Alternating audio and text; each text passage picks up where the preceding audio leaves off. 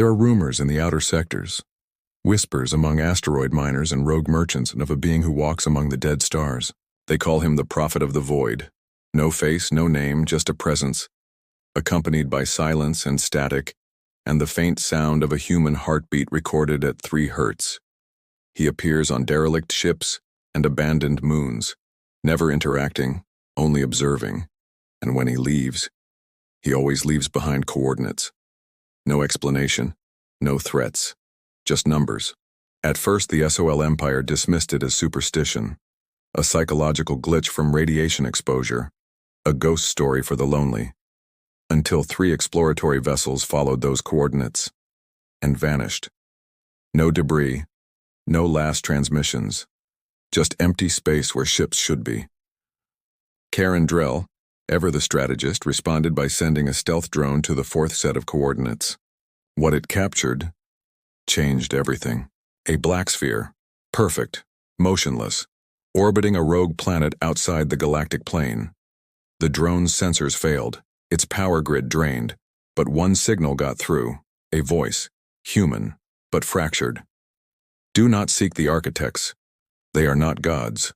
They are reminders. Back in Sol Command, debates raged. Who were the architects? Why was this prophet sending warnings? And why were his coordinates all pointing to systems once flagged by pre-FTL Earth probes as anomalies? Unexplained gravitational irregularities, cold stars with impossible decay rates. Karen called a meeting with the inner circle, her most trusted advisors. Marcus Niles argued for diplomacy. Sarai Voss suggested the message might be ancient, an automated system left by a long-extinct race. But General Tech, ever blunt, believed the prophet was bait, a lure for something far worse. They initiated Operation Glass Veil, a silent observation mission to every known coordinate. Only 2 teams returned, each with a common detail, the presence of ruins, not alien, but human, centuries old, with architecture resembling Earth's forgotten megastructures, cities with Sol Empire markings. But humanity had never been there. Had they? Karen Drell did what few in power ever do. She left the throne.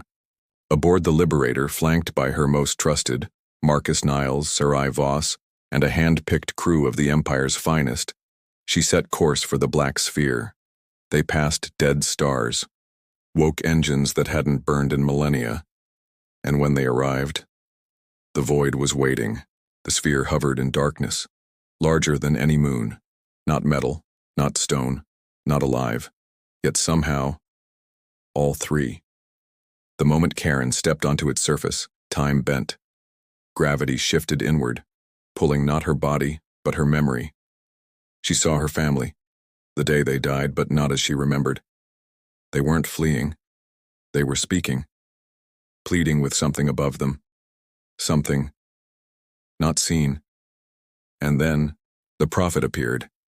No ship, no noise, just presence.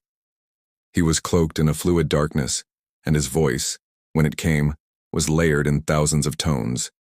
Human, alien, mechanical, familiar. You've come to stop the loop, he said, but you are its architect. Karen raised her weapon. It didn't fire. The prophet showed her a vision, not the past, but a past. A fractured mirror of the galaxy where the Sol Empire never existed, where the Orda never fell, where the wolves ruled openly and humanity hid beneath their bones. And in every version, the prophet was there. He was not a person, he was a consequence, created by the architects, a species long vanished, who foresaw that all sentient empires would repeat the same path. War, conquest, collapse, silence. The prophet was not there to stop it, only to witness it. But this time he said something was different. Karen did not seek control. She sought order. You are the first variable, he said. But even chaos dreams of peace. With that, the sphere dissolved. Karen and her crew awoke aboard the Liberator. No damage, no time lost, only one message in their logs. The loop is fraying. Choose carefully, you are no longer alone. No, since that day, Karen has forbidden expeditions beyond the 7th Veil, a classified boundary known only to the inner circle. But she dreams now, every night, of timelines collapsing, of empires not yet born, and of a voice in the dark, counting backward.